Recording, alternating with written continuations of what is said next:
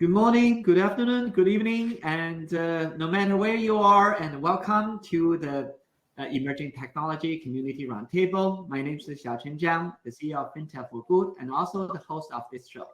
Today we have three amazing guests, and before we dive deep into the topic, I'd like to just have them to introduce themselves. And that's just to do lady first and clap. Well, thank you for the ladies first deference. Well, I'm Cleve Messador. I'm thrilled to be part of this conversation, especially with such, experts and renowned, authorities on this issue.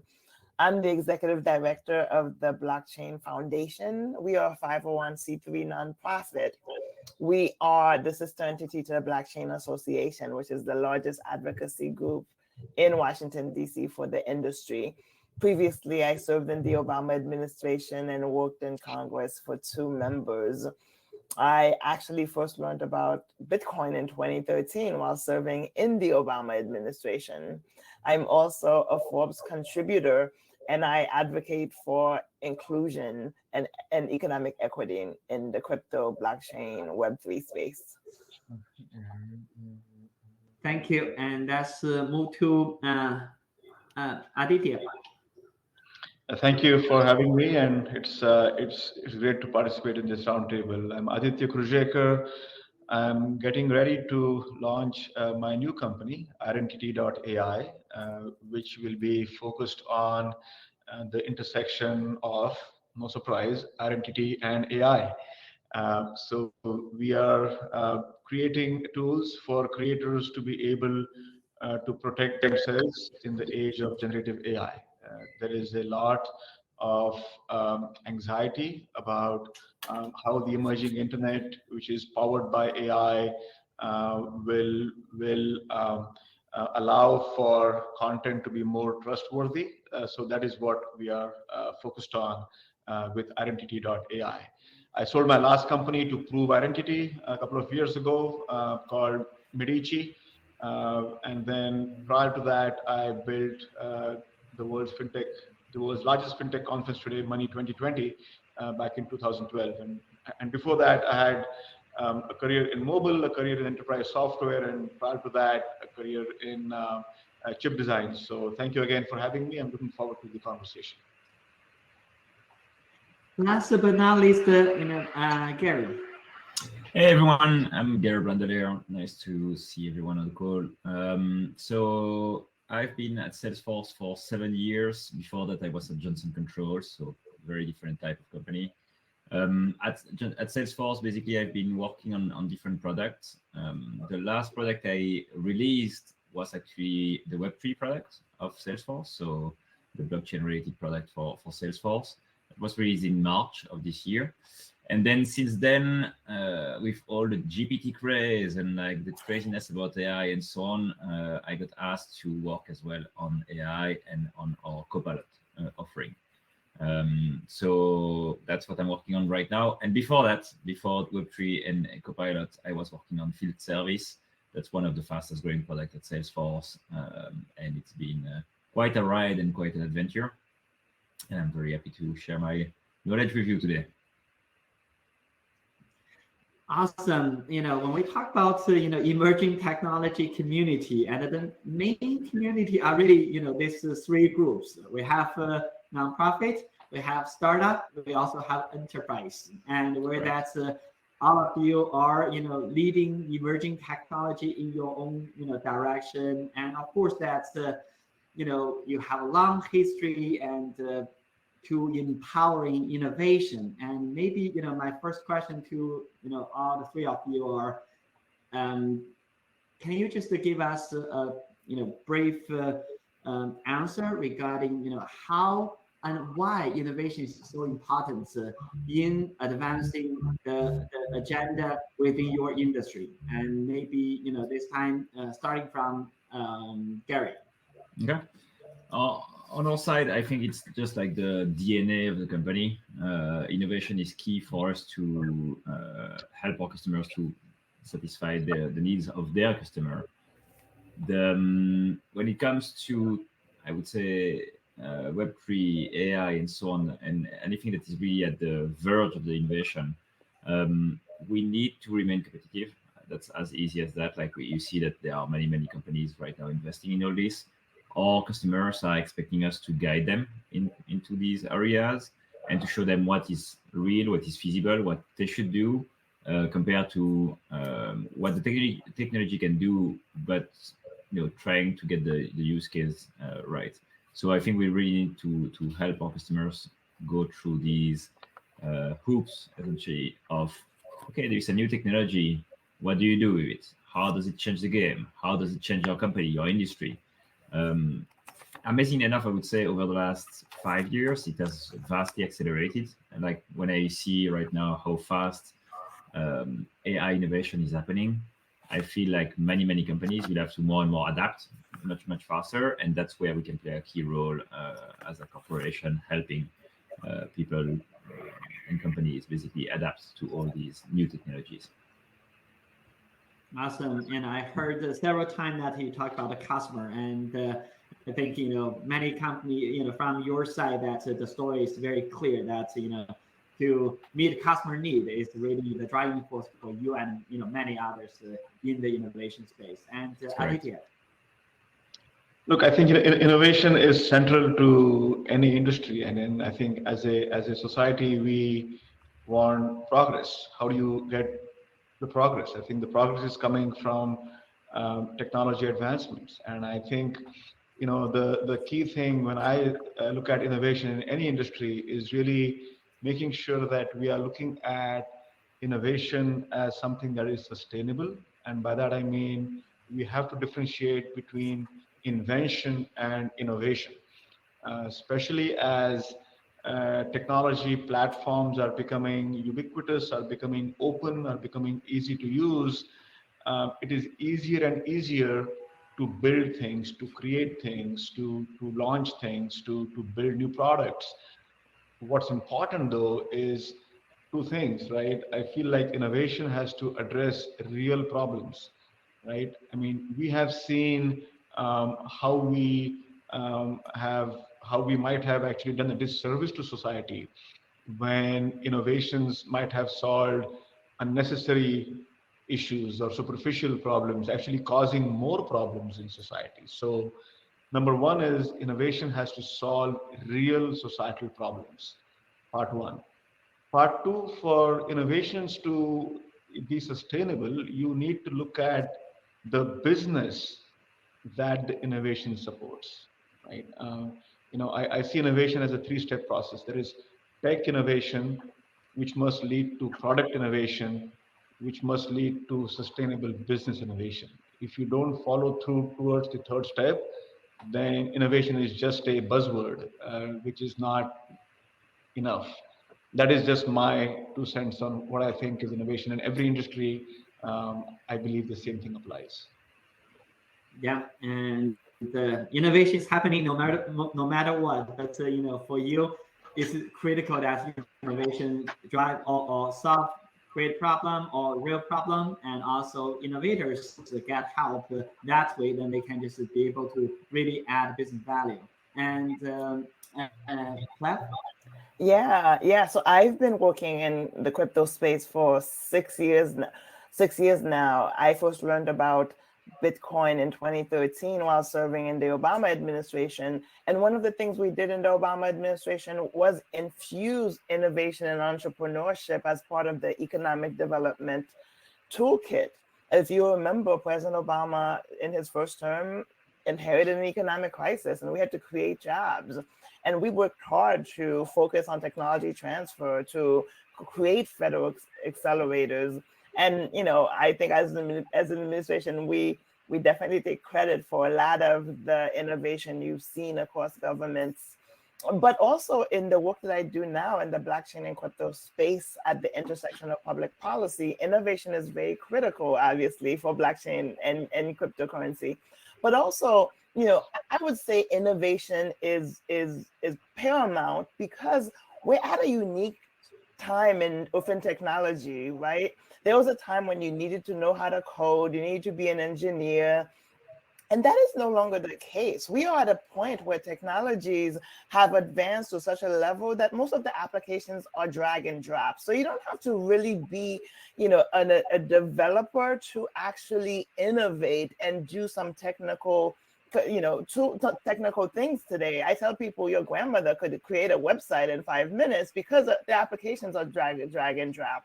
But innovation is within the context of blockchain and the US specifically. I'm most concerned about being able to innovate here in the US because we have a regulatory, framework that doesn't exist, right? There's lack of regulatory clarity in the US. So when you look at entrepreneurs, SMEs, founders who are trying to innovate here in the US, the lack of regulatory clarity is killing innovation and will make it harder for people to build here. And obviously it won't impact the large players, quite a bit. But when you look at, entrepreneurs who are women, who are people of color, who are, young and millennials and Gen Z, it's a hardship because they do have to innovate here and they do need the rules of the road. So innovation has, evolved, but it's playing out differently across industries. Awesome. Yeah, and from policymaker side, it's clear that innovation drive jobs, create jobs, and we're of course innovation also just potential innovators need help, and they need policy clarity, need a lot of new guidance, and where that's that's probably where your organization is just helping, especially in the blockchain space. Now that's when we talk about innovation, emerging technology, and interestingly, one of the very important innovation really goes back to 2008. That was the introduction of Bitcoin, where that's suddenly they would have this peer-to-peer payment, which make it available, where that's many of the existing payment-related problems can be addressed, and that authentication, that the real time, that low cost, many of the benefits just open door to many business, and see how Bitcoin based infrastructure can really support or transform my type of business, and that's the backbone big blockchain emerged out of the Bitcoin and then started becoming an emerging technology, which just creates a new industry even. And from 2008 till now, and just a few days ago, there was the Bitcoin birthday celebration and all that. So now that's go to blockchain, and just the three of you all just talk a little bit about your work around the blockchain, around Web3. And although it's very clear that we are still in the crypto winter, and that's just there are also several market events which just dominate the narratives around blockchain a little bit. But in general, why were you excited about the blockchain from the beginning, and what kind of use cases have you seen or have you worked on which really bring the true value to business in the past? And this time maybe from Aditya. Sure.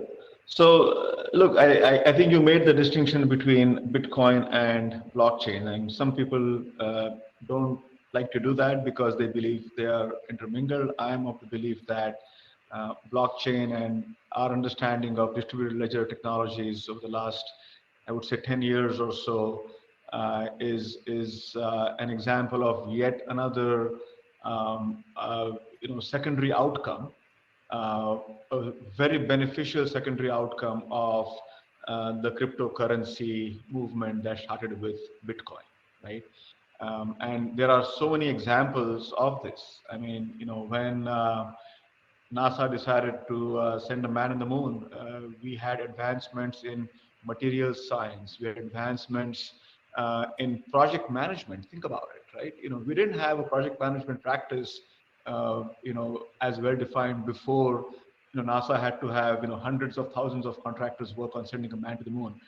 Blockchain is another beautiful benefit of the cryptocurrency movement. And the reason I'm excited about blockchain is that it is yet another open platform for innovation. Okay, what are some of the other open platforms? I mean, the mobile phone has now become an open platform. Cloud infrastructure has become an open platform, right? The whole open source software movement, operating systems, these are all examples of open platforms where people can innovate faster by taking advantage of something that is already available as a foundation. So my view of blockchain is it is yet another open platform for people to use. One, two, it is opening up another dimension for creativity and innovation where you are not dependent on one large entity. Okay, and that is, I think, the most unique thing about the blockchain. That you can have a truly decentralized, user-centric approach to innovation if that's what you want to do, and the offshoot of that blockchain we saw in the Web3 movement, right? The notion of control in the end user, the notion of having value attribution to the content creator, the notion of protecting and owning your own data. These things are possible only because of a decentralized system, which is the blockchain. So we have a whole new dimension of innovation now that has become possible because of blockchain, which is why I'm optimistic about what we can do with it.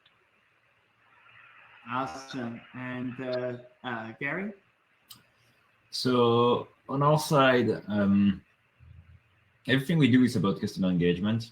And so what we see was, especially with NFTs, essentially, we saw a new way of engaging customers.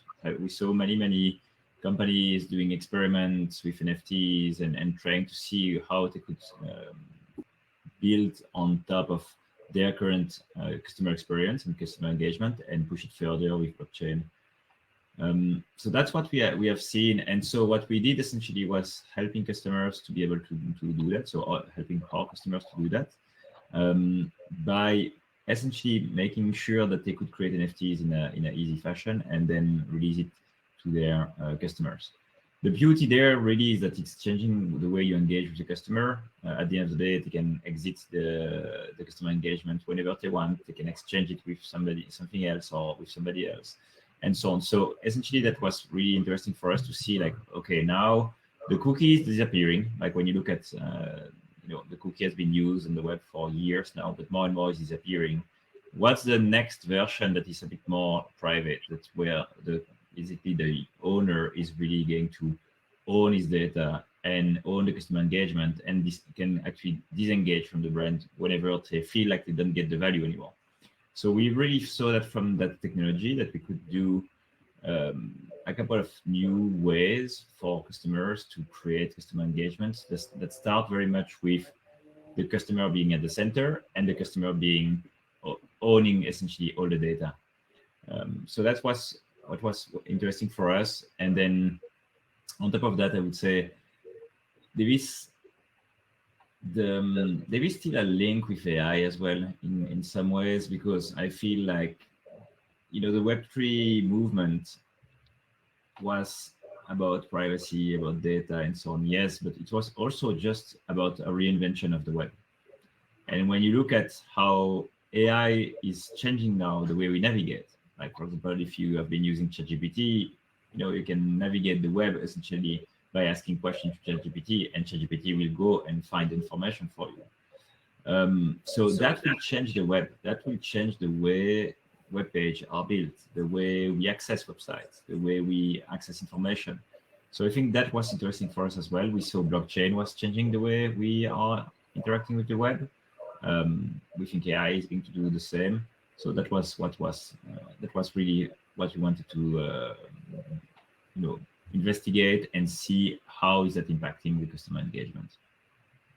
Yeah, and what you said just reminded me of a conversation I had earlier with a payment expert, and we were just talking about the AI plus the blockchain, how that can just transform the payment experience and the payment industry. And then the example that we brainstormed was that think about that using AI, where that you can really just see this see a product, and then you scan it, and AI can find help you find who is the producer of that, and then through blockchain based payment, and then this user buy that product directly from the producer of that. Then everything what we are familiar with in the payment industry provided that third party payment infrastructure may just be overpassed. So that's just one of the examples that how AI plus blockchain can really just transform how we do business, and then some of the industry even just potential be eliminated. And yeah, so yeah, so I came to this space because of the economic revolution.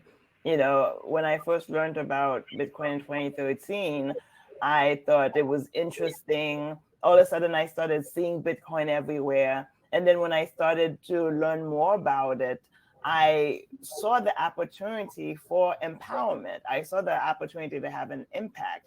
While my career has been primarily in politics, trying to change the world, through policy, the minute I became disillusioned with politics, I had enough time to go down that rabbit hole and learn enough about blockchain and cryptocurrency to say, I want to do this full time.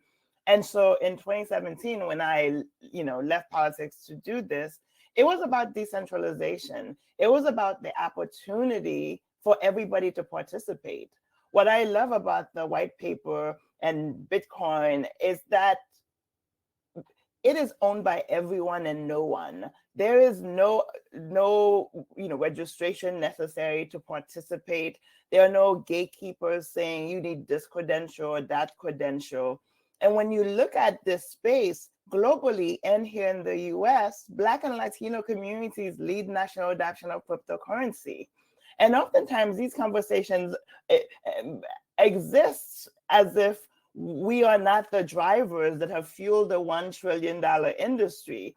The largest holders of this product are, communities of color, young people, the working class.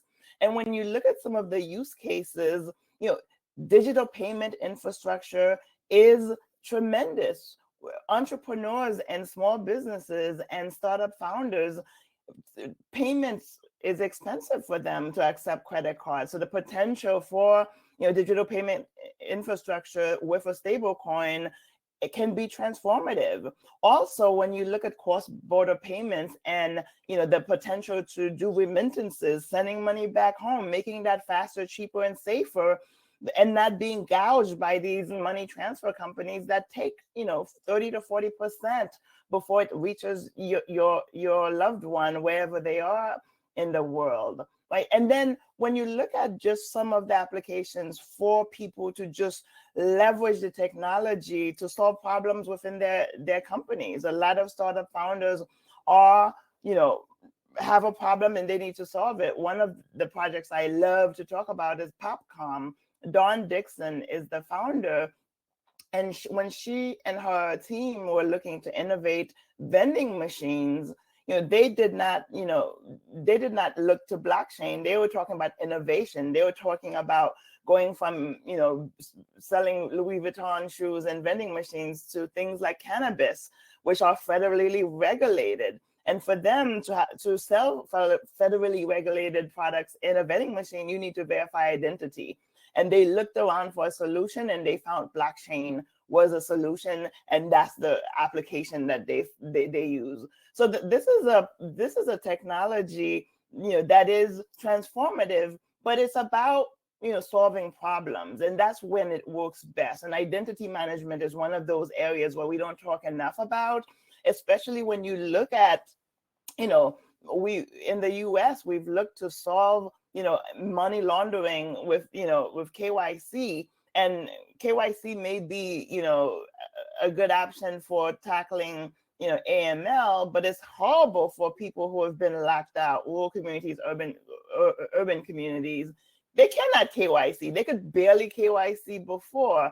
So now we have to solve this identity issue for the imperative is tremendous. And then when you look at supply chain and value chain management across healthcare, and that's in the enterprise blockchain space, it's been, revolutionary what companies like IBM, AWS, Oracle, VMware, and others are doing to actually help enterprises create private blockchains to solve problems. Awesome. Yeah. So as you can see that everyone's just excited about the real world use case about, leveraging blockchain to solve real world problem. And, in summary, that blockchain and all Web3 can just really, especially, blockchain or DLT. And then we see use cases from, digital currency, tokenized digital assets, smart contracts, traceability, and many other use cases where that's all, and also you mentioned about digital identity as well. So those are the real world use case where that's traditionally that's without blockchain, and those kind of process or transaction are being done in a way which is high cost and longer time and inconvenient for all parties who involved. And then with blockchain, we have already seen and many use cases and where that's those business models are being transformed. And of course, that's we also see that there are a lot of risk associated with that, especially reflecting what happened in the market. And this is an optional question. Whoever have an opinion, feel free to jump in. And then from the Web3 or blockchain related advancement, and as of now, what risks have you seen, and seeing what's going on here, and also hearing from your customers, and what are the core or key barriers for the blockchain or Web3 industry as of now? Any one of you? I'll start. I think maybe you can just mute yourself because we hear some background noise, and it's from Chelsea and probably from you. Yeah, thank you. Yeah, so the issue of risk comes up a lot, obviously, in the policy and regulatory environment. And obviously, there's risk across all innovation, right? And there's risk within digital assets. So, I think the biggest way to mitigate risk is education, which is the work that I do, that the Blockchain Foundation is focused on, especially being a bridge to large public institutions with large constituencies that are getting questions that need the support. But I think education is the biggest way to mitigate risk, right? And of course there are risks. So, blockchain and cryptocurrency, there's a huge learning curve. As I said, it took me 2 years to understand it, but I also had 2 years where there was no FOMO, where, it wasn't all the way, where I could actually, go to folks, call folks and sit there and think about it, right? And so today people don't have that luxury. So education is very, very important. But also risk mitigation is something that we should be doing. It shouldn't be, oh, it's too risky, right? So therefore we can't allow the people to participate, right?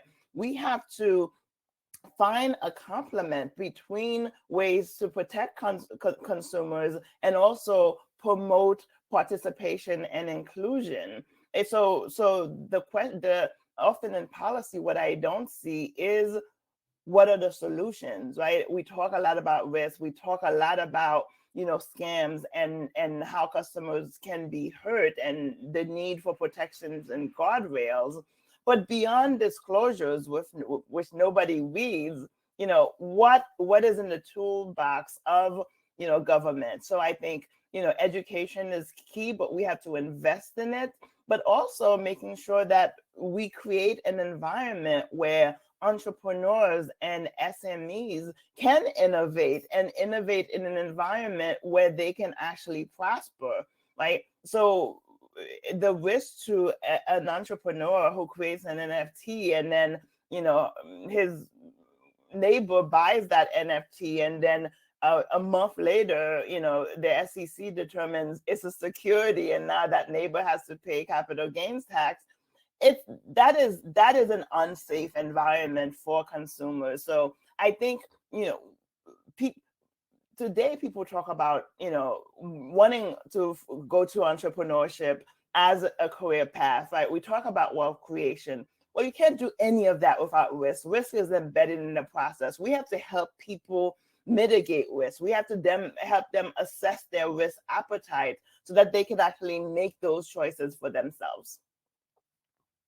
Awesome. So as what you said, that basically, everyone has a role to play here, right? And then you need to learn to understand the risk. You need to make your risk-based choices, and also you need to just proactively manage the risk and make sure that the benefits will not, without being just this, impact in the way that people are afraid of risk, and then without doing it or just forbidding it. That's what just you throw the baby together with the basket, right? Yeah. And who else want to jump into this? I can go next. For me, first of all, there is no innovation without risk. So I mean, risk is kind of part of, as much as like starting companies as innovating. All this, like starting something new, there is risk. That's for sure. For me, and I've been following the blockchain space for quite a while. What saddened me a little bit was that suddenly there was so much speculation. And with that speculation came a lot of risk of money laundering and things like this, which was really, it kind of really put a very bad face on blockchain in general, simply because people were like, oh, okay, blockchain is just for speculation. That's it. And so the risk for me was really a story of how can we avoid speculation on items that are released by our customers, and then how can you make sure that if a customer is doing a project, they will not have regulatory issues later. So exactly what Cleve was saying, which is, hey, you released some NFTs, but now what are they considered? If they are free, very hard to do capital gain on something that's free, right? So is it really security? Is it something else? And so it's been very interesting to see that in terms of our risk is coming from the fact that there is so little regulatory framework, especially in the US. And so you don't really know if you can do or can't do what you are doing, how you should declare this and so on. I think that's creating too much risk for companies to adopt blockchain. So I think much more clarity on the regulatory aspect would be really necessary. And I think it would also reduce vastly the speculative aspect. Like there was speculation because the space was left with do whatever you want. And, for a while it was kind of the Wild West. But that has to change. And I think with the crypto winter, every time there is a crypto winter, you clearly see that the ecosystem it's becoming more and more professional. So I think the speculation, we are maybe past this, and there will be much less speculation over the next few years. But still, having more regulation, more framework, more clarity on what is a cryptocurrency, how is it considered, what's an NFT, how is it considered by the government across Europe, US, and so on. That's really, really important.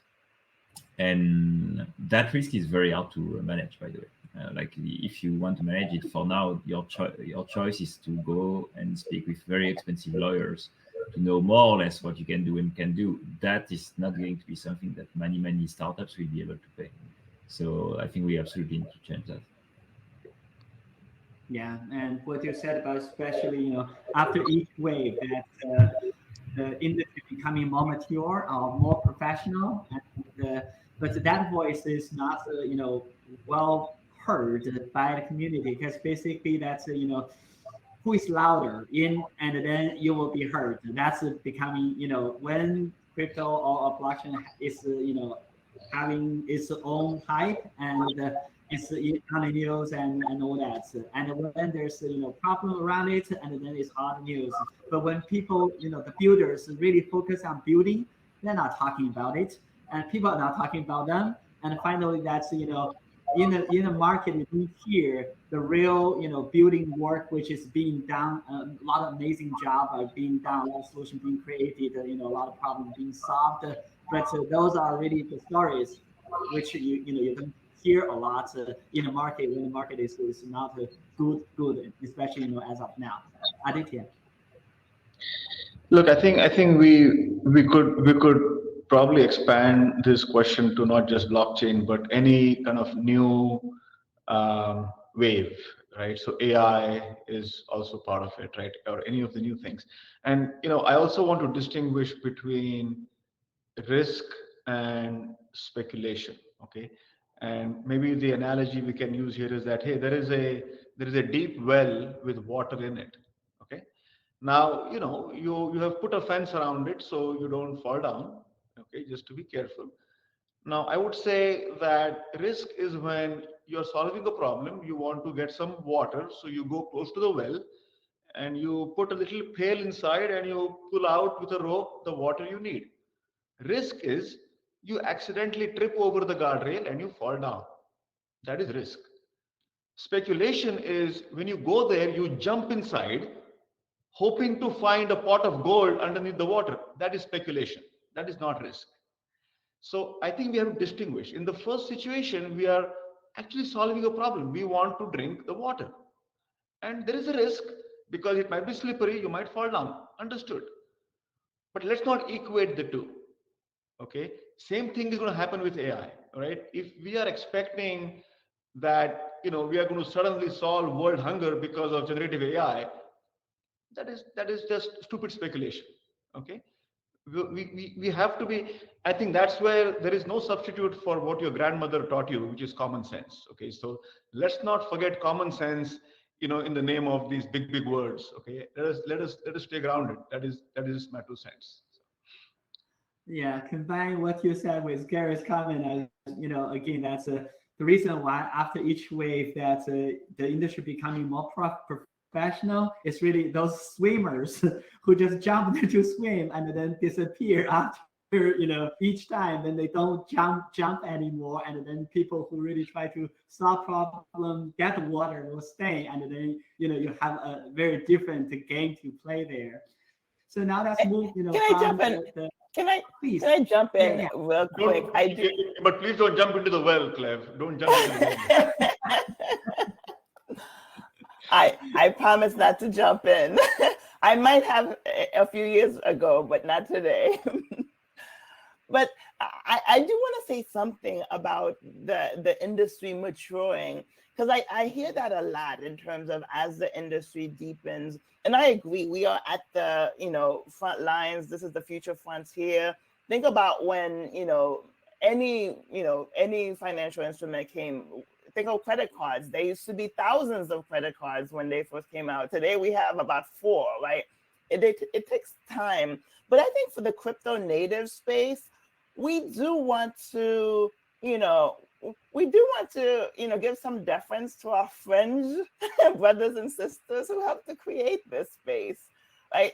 And these were, everything from the libertarians to the cypherpunks to the revolutionaries, right? Before the grown-ups came into the space, these were, and the cryptographers as well. So I do think as the space matures, I think there's a saying that says, let's keep crypto strange. I think it's important, that this piece, decentralization, is central to making sure that it keeps space for grassroots engagement, right? For people who don't necessarily fit in to feel this is for them. So as we mature, I definitely think it's important to, we keep this space as, accessible as we can, because I think that's one of my biggest fears. As I've seen, this space mature, it's become more centralized as centralized players come in, and the people who can't participate are the people who, for me, I'm speaking for, I'm trying to create access points for. But I'll make sure, when they come, that they know not to jump into the well. Yeah, that totally makes sense, because when we a lot of times just here, being professional equal to, serving the enterprise, serving the, people who have bigger pocket and all that. But in the crypto space, it's not necessarily. We have seen, even for any small crypto trader or holder, they also need to improve the customer experience, the community engagement activities, or design, all that. We have seen many of the larger ecosystem, like Polkadot, like many. After they becoming more materialized or more mature, then the service or the activity that they provide to the community also becoming very solid, and then that access is still remain to those individuals who are in the community and who are really not a part of that big enterprise ecosystem. So I think the interesting about the blockchain or DLT is that no matter how professional the industry become, and then that's by nature is a decentralization, and then that decentralization piece will enable any individual becoming a node which contributing to the network itself. That essence will not disappear for sure. But I think it's constantly we need to remind the industry, the leaders, and say that don't lose that. That is very important. Now let's move from the Web3 or blockchain to another exciting emerging technology advancement. And although AI has been here for a long time, but everyone started just to get so excited about it after the introduction of ChatGPT. And I think similar thing if you just compare that with the Web3 side, and without the Libra project, and you will not see so many central banks care about blockchain for central bank digital currency. And similar thing happened here after ChatGPT. Every company becoming a AI company, and that itself is exciting, and also like a blockchain, like DLT, and also creates a new race, and there are new swimmers who jump, and there's also solid entrepreneurs, innovators who try to leverage it to solve problems. So here maybe we start a conversation by just having each one of you to share with us one specific AI related use case which you think solid solving problem and which you are very excited about it. And this time start from Gary. All right, so on my side, I'm working on a copilot, right? So I need to be excited by this. Like, that's the number one thing I'm excited, even though there are many things I'm excited about with AI. I think what excites me the most is really, when you look at, for example, ChatGPT, people have been using it, and you're like, wow, that's amazing. It's giving me answers. Sometimes not always the exact answer, or sometimes there is hallucination and so on, but still pretty interesting to see how you interact. And I think that's what excites me the most, is like when you look at many assistants we got over the last years, we were using them to set a timer, but that's it. That was where you stop the engagement, because it was always not going into a conversation. It was more like, I'm asking you to do something, you do it for me, that's done. Find me this website, okay, get the website, that's done. Here it's really a conversation with, at the end of the day, the computer, which makes it super interesting in terms of how you interact with the web. I think the way we are going to navigate web page, the way companies are going to materialize themselves on the internet is going to change fastly. And that's what's very exciting. And I think that's coming from that simple fact that now you have these copilots, these assistants, like you can call them the way you want, but basically helping you to navigate the web through voice, conversation, and so on, rather than with clicking around and trying to find information. So that I think is really exciting. It's also helping a lot, people a lot. Like, I think many people will have access to information that didn't really have access, or when you think about it, like now you can be trained or learn about a topic very quickly, simply by having a conversation. You need to be extremely cautious about like, show me the source, where the data comes from, and make sure that the AI is not hallucinating. But opening so many use cases, so many things that we will be able to do, and helping so much also on reskilling, which is people will have to adjust how they work and so on based on what's coming up with AI. But AI can also play a role at training, and in a more personalized fashion. So I think that's really the two things that are really interesting for me, is like using this assistant at work and also on a personal side. Yeah, absolutely. And the AI assistant can make us as a super professional, right? And Aditya. So look, I think there's now another example of an open platform, right? So I look at AI as yet another open platform for innovators to innovate on. And I think these platforms are getting more and more powerful, right? So AI is clearly the most powerful open platform that we are getting from the technology world. And for all the beautiful things that AI can do and all the promises that we expect AI to deliver on, I think we are already seeing some of the issues that AI is amplifying. Right? Let us take one, because you asked for one. Let me take one specific issue. Where do people go for news today? You won't be surprised that people are going to social media for news. Okay. Before that, again, we shouldn't be surprised. People were going to the late night talk shows for news. And you're like, hold on, what happened to newspapers? Weren't newspapers supposed to give you news? But that stopped being a definitive source of news a long time ago. Okay. So you will say, okay, so what's the problem here? The problem is, one, more and more people are going towards social media platforms to consume news. And when I say more and more, it's upwards of 70%. Okay. If you look at younger demographics, it's even higher. Okay. So what's the problem? The problem is that those are exactly the platforms where the trust is very low, right? So you are going to new platforms to consume news, but those are also the platforms that you don't trust.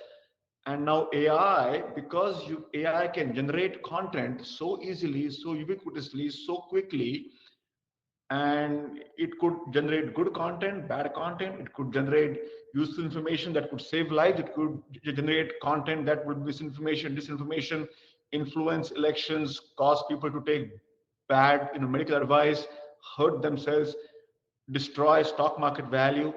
All of these things are not speculative. We have seen examples of all of these happen just in the past few months. So we have a problem about trust in content, which is amplified because of AI. So I feel like one of the issues that we have to solve, which is where I'm focused, so obviously I'm biased towards this issue, is how do we help people with establishing trust in content you see on the internet, more and more of which is coming from AI. And so, people talk about responsible AI. And I am saying responsible AI is not the responsibility only of the AI companies. It is everybody's responsibility. How do we all become responsible to enable value attribution, to be able to say, hey, I did this, I'm accountable, I wrote this, let me put my signature on it. So we need to give people tools to be able to put a digital signature on any creation that they're going to put on the internet. Conversely, people who are looking at that creation should be able to easily see who is behind what they are seeing. So now there is complete accountability and there is complete value attribution. There should be no guesswork. Can I trust this? Is this fake news? We have to build that layer of trust on the internet, and that has become more urgent because of AI. Absolutely. And AI can help us scale, but it can also just scale to the wrong direction, right? And Clef. Yeah, I assume we're gonna get to our concerns about AI later, but I do, I'll start with the positive because I have some concerns. I do think, what's great about, AI is the fact that people have been using AI for so long, did not know that they were using AI. And so many people act like it's a new phenomenon. And obviously the change has been generative AI. But I do think that one of the things that is a positive about the technology is that it's intuitive, right? It is that it has been integrated into society, that people don't realize that using Alexa is using AI, right? And so as the technology evolves, one of my biggest concern is non-technical users, right? How can we make sure everybody can have access? AI, is among all of the emerging technologies, including blockchain cryptocurrency, is probably, most accessible. Obviously, I'm very concerned about bias being embedded in the algorithms, in how we, who programs, designs, but and we'll get to that. But I do think when we look at emerging technologies and how they're impacting the world, the beauty is that most of these emerging technologies don't require for you to be technical to use them, don't require a degree to get a job in them, but also, when they're intuitive and that, a lot of people can participate is a good thing. Yeah, and absolutely. So we have 7 minutes left, and that's just in the last minutes, and we focus two things. Number one is that the responsible innovation, and although that's both Aditi and also Clive already mentioned about a little bit about responsible AI, and also to address AI's challenge from broader participation or everyone's responsibility there. But in general, if you have any comments regarding responsible AI or responsible innovation, and feel free to jump in. And I also see one hand raise, and hey, it's so me. Yeah, feel free to just share your opinion about. Can you hear me? Go ahead. Hey, I just want to say Yeah. to the speakers, first of all, amazing session that you all have done, and Zhao Chen, thank you for moderating this, and one of the best sessions I've been a part of. So just want to say great job there. My question I had was around just kind of your thoughts on how do you see some of the jobs of the future being created and what that could look like? That's a big question for you all. I'll take that one, even though I think it's a very, very big question, so very hard to answer. But amazingly enough, when it started, like when this year started, I was like, oh my god, this AI stuff is going to change the job of so many people, but it's also going to replace them, and we absolutely need to do something about it. I think that was my first reaction. That was a bit based on, hey, something is brand new and completely changing the way you interact with the web and so on. That seems to be a huge impact. In the meantime, I'm much more speaking with many companies and so on. I see much more, well, AI is going to help you to do your job faster. It's not going to replace you. It might happen. It might, of course, there will be some jobs that will be automated and so on, but the vast majority will be more like, okay, how can you use AI to do your job faster and be more productive? And that, I think, that is very interesting to see. And so there is really that mentality now of, at the end of the day, it's a little bit the same way as 20 years ago. If you didn't know how to use Excel, well, someone that knew how to use Excel was going to go much faster to you at analyzing businesses and so on. Today, it's the same with AI, where you need to train yourself, you need to learn, you need to go and use the tools to remain competitive. I think if you think that you can avoid to use AI completely and remain competitive on the job market, that's going to be very hard. Simply because somebody that's going to use AI right now will be probably 10 times more productive than somebody else. So that, I think, is very important, is to be able to upskill, reskill. but especially upskill in terms of, okay, look at the technology coming. How can you use it? Can it do stuff for you that you were thinking, like tasks that you didn't like to do too much, that you can actually kind of automate so that you can use your brain to do something much more interesting. And I think that's really where we should go. And that's the new type of job. The second thing I think that will happen more and more is, and it's already happening for a while, but I think AI is going to accelerate that, is you'll see more and more companies that will just be a few employees. Like many people will start stuff that they didn't dare to start before. And suddenly now they will be like, you know what, that idea I had for years, now I'm going to do it. Simply because, we are talking about lawyers, for example. You always need them, right? You need them for advice and so on. But today you could at least get a first understanding of wherever you want to innovate on like the regulatory aspect of it. And you can ask AI for that. So I think very quickly companies will be started simply because information is more accessible, it's easier to digest it, and it's easier to understand, okay, if I want to create a marketing campaign, or if I want to do this or that, how can I do this? You can use AI and you can automate a lot of the task to actually do stuff. So I think that is going to be very interesting, is to see like so many companies starting with much less resource necessary than before, essentially. And I'd love to add that I think, the question depends on the jobs, right? When we look at the innovation future, this global economy, we have to think about who can participate. And for me, I'm concerned about working class jobs, even middle class jobs. Like the majority of the world today is younger, more women who are exploring entrepreneurship, who are, looking to transition into innovation type jobs. So I think, the future and the way we look at the workforce has to change. A lot of working class jobs right now will not exist, but we can prepare now, which it goes back to education. I remember when we served in the Obama administration, President Bush had retired the space program, but President Obama had to figure out how to repurpose, this whole industry, this whole workforce.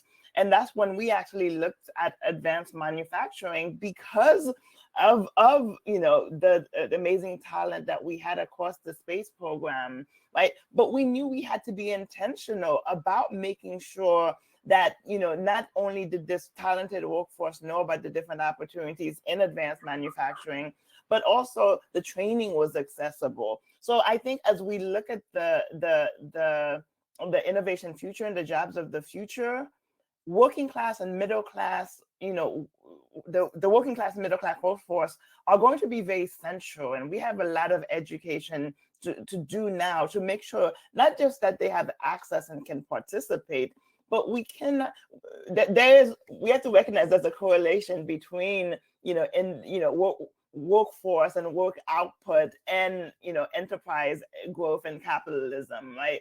And I don't think we're thinking enough about, the majority of the country and the majority of the world that are in working class and middle class jobs. Thank you. Aditya. Just a quick anecdote, right? My air conditioner in my house broke down this past summer. Okay, so the guy who comes to fix it, he says, "Hey, I asked my boss if I could work from home, and he said no." Think about it, right? We are all saying AI is going to take away my jobs. Think about the jobs that are in highest demand: electricians, plumbers, construction workers, people who take care of your yard. My point is, there are going to be jobs that AI simply cannot touch. Okay, those are never going to go away. What we used to call blue collar jobs are becoming higher paid jobs with more job security today. Let's think about that. We live in a bubble of technology and open platforms and blockchain and whatnot. The real world, there are real people doing real jobs with real hands and real feet. Let's not ignore kind of that opportunity as we tell young people how to get skills and how to build careers, right? Um, the second part is back to us being human innovators. We are not robotic innovators. We are human innovators. So no matter what tools are around us, it could be Microsoft Excel, could be Gantt charts, could be blockchain, could be AI, bots. But the creativity and the ingenuity and the human input is what really enables innovation. The rest is just tools and mechanics, right? So I think those are just my quick reaction to the question. I think jobs of the future, you have to think about it as human first without kind of getting overwhelmed by technology options that will continue to be there. Yeah, I think this is a perfect, question to end the conversation, where that's, each one of you also really reflect very well of your background, where that's, someone really care about the community and say, this should be inclusive. And then, a lot of the problems, where that's who are going to impact, how they need to be brought together with innovation is the core. And someone who is, from enterprise, there are so many exciting things going on, and new jobs will be created, new skills, will empower, individuals to becoming more professional, to deliver better with better productivity. Then as a, startup founder, and then definitely looking into innovation, human will drive the innovation. So all of them totally makes sense. And for me, that definitely, number one thing is that, many jobs is going to be redesigned, and then we just take, your job, my job, and even the plumber's job, and whoever, other jobs potentially will have an AI component. If you are a code developer and AI is writing, your code, but you still can improve it. And you are a plumber, and then, AI can help you to detect a part of that, and then you need to go there to fix it. So then potentially, our jobs will be redesigned one way or another, and each one of us need to be reskilled, one way or another. And also, from the corporate side, that's, from the workforce development, how to just really have this better human AI collaborative intelligence to driving the workforce. I think a lot of the new planning, workforce planning need to be introduced in the enterprise and organizations. With that, thank you everyone for your participation, and a round of applause to this my wonderful speakers. And this is just the beginning of a much longer conversation. And I welcome the opportunity for all of you come back to just share more with us in the future. And for the audience, thank you for staying with us. And our next emerging technology community roundtable will be in 2 weeks, and hopefully that you're able to join us again. And thank you everyone. You have a great day. Thank you. Thank you. Thank you very much.